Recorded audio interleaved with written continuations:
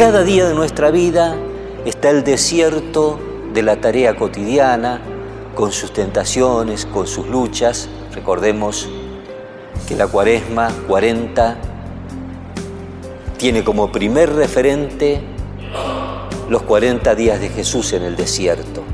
Era como el marco fundamental en el que nosotros vivimos la Cuaresma. Pero hay un segundo referente, que son los 40 años del pueblo de Israel caminando por el desierto en busca de su tierra prometida y de su libertad. Y esto es lo que proyectamos sobre nosotros a partir de la figura de Jesús, a partir de la historia del pueblo de Israel. Son los grandes referentes. Y entonces aprendemos a leer nuestra vida cotidiana, que será de 40, será de 80 años, será de 20, a la luz de este peregrinar por el desierto, e interpretamos las distintas vicisitudes de nuestra vida personal, familiar, nacional, a la luz de esta lectura. Pero no nos quedamos ahí, sino que iluminamos este caminar desde la transfiguración. ¿Y qué es la transfiguración? La transfiguración, tantas veces lo haremos a las noches, cuando nos vamos a la cama y si no estamos muy cansados, podemos mirar el día, qué pasó y el día siguiente. Y lo miramos desde otra realidad trascendente. ¿Y qué sentido tiene esto? ¿Y qué sentido tiene lo otro?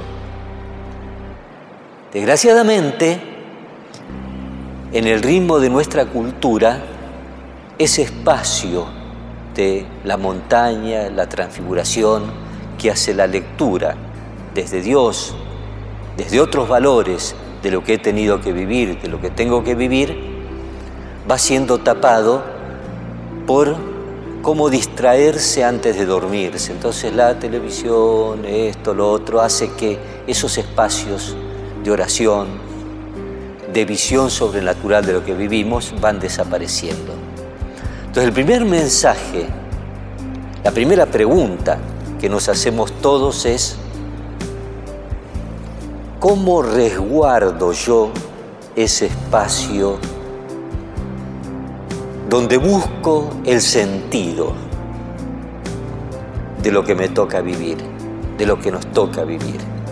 Que nuestros grandes santos y beatos lo tenían clarísimo. Si su vida estaba montada sobre este esquema, una beata Josefina, un beato Luis, hicieron esto permanentemente y de una forma más aguda cada vez, mirando sus sentimientos, sus pensamientos, sus ilusiones, analizando qué sentido le daban a su vida, para qué la querían vivir al día siguiente, revisando todo esto a la luz del Evangelio.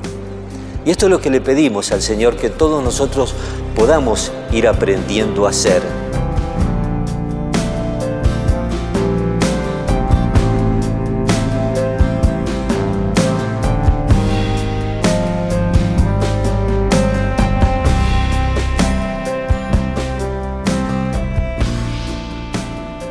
Y el segundo mensaje que yo quería dejarles, lo tomo del mensaje del Papa para esta Cuaresma.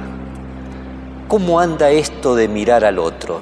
Y lo primero que hace el Papa es analizar la palabra fijémonos. Fijarse no es ver, es mirar. Fijarse no es oír, es escuchar. Es cuando uno clava la atención en el otro. Significa observar bien, estar atentos, mirar conscientemente, darse cuenta de una realidad. Y nos dice que tenemos que mirar como miramos, cómo nos fijamos. A veces nos estamos encerrando sobre nosotros mismos y es solamente una mirada de curiosidad. No es una mirada de interés por lo que el otro necesita de mí. Y a veces es una mirada de qué necesito yo del otro. Y esto puede proyectarse en el ámbito material, ahí nos resulta más fácil. Si siempre estamos con ayudar al que necesita, en lo material.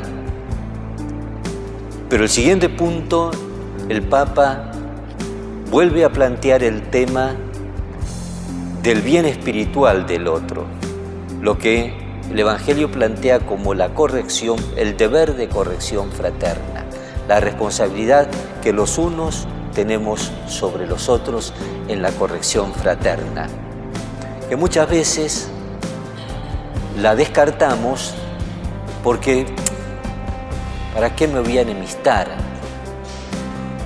Cuando buscando la forma y rezándolo y pensando cómo me gustaría a mí que me lo dijesen, como para que yo lo aceptase, podríamos llegar a poder ayudarnos los unos a los otros con esa corrección fraterna más de lo que lo hacemos. Entraba en las obras de misericordia. Por eso en esta Cuaresma y en esta fiesta de estos beatos vamos a pedirle al Señor que nos ayude, entre tantas cosas que tendremos que ir en esta Cuaresma mirando más atentamente, que nos ayude a revisar cómo nos relacionamos, cómo nos fijamos los unos a los otros si nos fijamos. Que nos ayude a fijarnos cómo se fijaron en los suyos la beata y el beato. Que así sea.